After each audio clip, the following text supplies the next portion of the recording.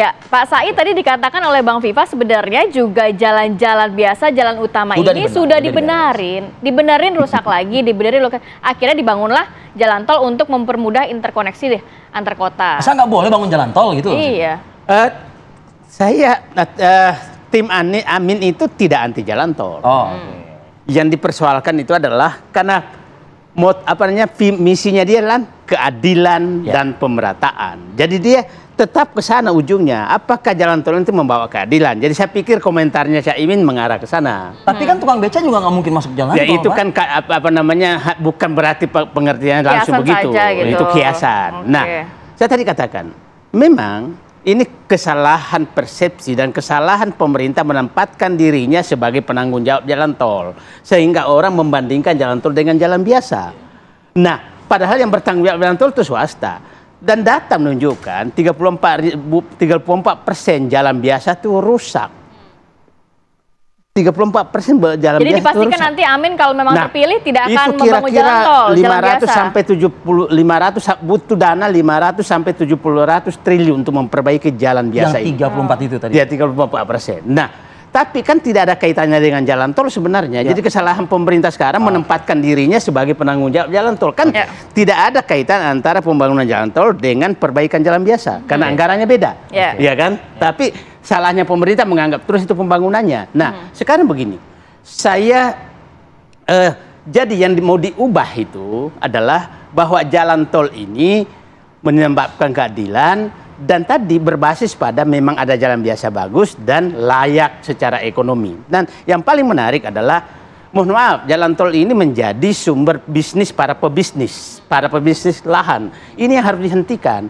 Saya kasih contoh, ada jalan tol dari sekitar Jakarta ke Tangerang yang sementara mau dibangun. Tahu nggak, seluruh tanah sudah dibebaskan oleh developer itu, baru mau jalan tol.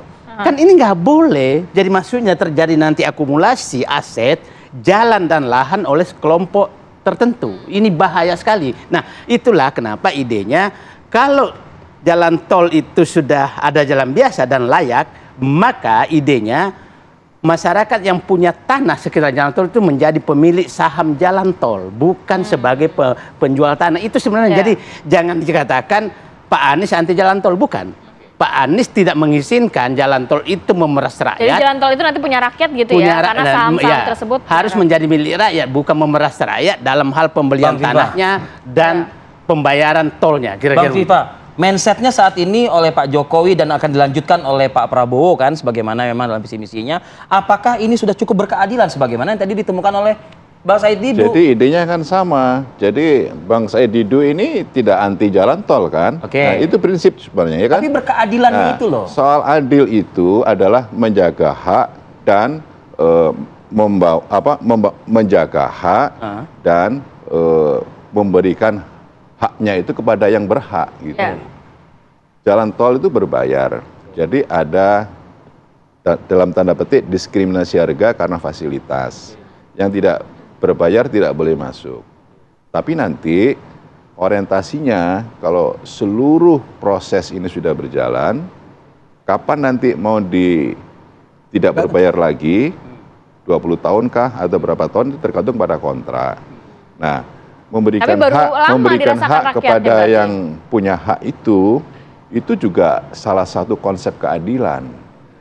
Misalnya, kalau tukang becak ke jalan tol, nggak ada gunanya juga. Sama juga kita memberikan pupuk subsidi kepada petani, bukan kepada kaum buruh. Itu kan menjaga hak dalam rangka untuk menerima hak yang berhak gitu loh. Ya kan? Tepat sasaran, jadi gitu maksudnya. salah satu konsep keadilan itu tepat sasaran, tepat guna, dan bukan saja soal konsep sama rata yang berkeadilan. Ada banyak teori yang menyatakan tentang konsep keadilan. Tapi pembangunan jalan tol sudah 3 hal tadi terpenuhi. Salah satunya adalah memberikan kepada yang berhak gitu loh. Nah, memang dalam membangun jalan tol itu kan banyak perspektif. Perspektif ekonomi, perspektif politik, termasuk perspektif tanah gitu. Jadi ini semuanya harus dilandasi berdasarkan peraturan perundang-undangan. Jangan sampai kemudian ada diskriminasi kemudian eksploitasi terhadap pemilik lahan-lahan yang tidak mengerti tentang hukum, hanya dijual, kemudian hanya dibeli diintervensi. saja. Ya. Kemudian yang ketiga, tidak boleh ada akumulasi modal. Jadi semuanya harus dilibatkan, misalnya dengan mengundang BUMD yang ikut terlibat dalam proses yang dilalui jalan tol. Dan banyak variasi, banyak cara, banyak model, banyak gaya yang kira-kira pembangunan itu harus berkeadilan dan mensejahterakan kepada masyarakat. Saya mengutip saja mungkin pernyataan Bang Viva Yoga Pak Said Didu tadi dikatakan ini kan melalui peraturan perundang-undangan gitu ya. Dan itu kan ada juga di pembahasannya di DPR. Nah, Partai Caimin kan ada di DPR juga ya. Pertanyaan kan begitu Pak Said. Iya, iya.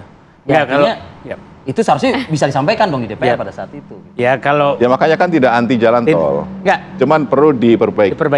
Perlu melanjutkan dan menyempurnakan. Gitu ya, Bang ya? Bukan perubahan dong jadinya. Ya, begini. Menyempurnakan itu bagian dari perubahan. Jadi saya tidak perlu menguraikan lagi. Ini jubir Anda gitu. Ya. Bagian-bagian. Nah, saya begini. Jadi saya ingin menyampaikan ke masyarakat, kapan si jalan tol itu dibangun? Ya. Satu syaratnya adalah bahwa sudah ada jalan bebas yang sekualitas sama dengan jalan tol. Betul. Melalui titik itu. Artinya 34% itu udah beres semua tuh berarti? Saya kasih contoh, umpamanya jalan Makassar Parepare, ada jalan sekualitas jalan tol di sana. Nah, sudah bisa bangun jalan tol itu. Tapi kapan dibangun jalan tol? Kalau sudah ada jalan biasa yang itunya sudah. Satu, sudah padat. Dan dilakukan studi, kepadatan ini tidak bisa lagi kalau bukan tanpa jalan tol. Ya, alternatif tadi. Ya. Yang kedua, distudilah berapa kemampuan masyarakat membangun jalan tol, bayar tarif tol. Membayar tarif tol tidak membebani ekonomi rakyat. Itu di-studi dulu. Kadang-kadang tarif tolnya justru tidak bisa. Nah, setelah itu di-studi lagi apakah menyebabkan biaya logistik turun. Nah, setelah itu baru dilelang. Dilelang, yang dilelang itu begini, dilelang berapa tarif termurah dan berapa waktu konsesi terpendek. Itu yang menang. Nah, sekarang semua ini diabaikan. Semua ini diabaikan sehingga dampaknya BUMN bangkrut karena ditugasi rugi, kemudian biaya logistik tidak turun. Tapi tadi ada efek domino, perekonomian masyarakat sekitar. Nah, perekonomian kan itu lebih parah lagi kalau dibahas.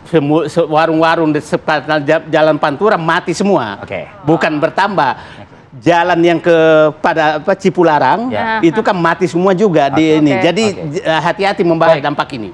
Bang singkat dari Anda men-counter atau menjawab. Ya, banyak perspektif soal jalan tol itu. Jadi kalau dalam ada sintesa antitesa, ada Bang Said Didu itu antitesa gitu ya kan. Tapi cobalah datang ke beberapa wilayah yang sudah dibangun jalan tolnya. Itu masyarakat juga merasa senang bahwa kebutuhan terhadap jangkauan waktu, kemudian kemudahan dalam transportasi, dan beberapa perdebatan soal biaya logistik, itu juga menjadikan mereka merasa bahwa kinerja dari pemerintah itu sudah cukup baik. Dan hal itu juga dibuktikan dari beberapa hasil lembaga survei soal kinerja pemerintah. Kalau kemudian jalan tol itu dianggap menghambat terhadap kinerja, ya tidak akan bisa kinerja pemerintah itu lebih dari 70% sampai sekarang itu. Ya kan gitu. Kalau perspektif teori ekonomi, kemudian beberapa hal yang berkaitan dengan UMKM itu juga ada perdebatan yang kira-kira bisa menimbulkan wacana baru. Dari mana melihatnya gitu ya? Trigger untuk menuju ke hari Jumat debat Cawapres nanti yang akan berlangsung begitu ya. Terima kasih kepada Caimin yang sudah bersuara seperti itu sehingga kita bisa berkomunikasi dengan Said Didu dan juga Viva Yoga. Pak Said Didu dan juga Bang Viva sudah hadir pada pagi hari ini. Sehat selalu.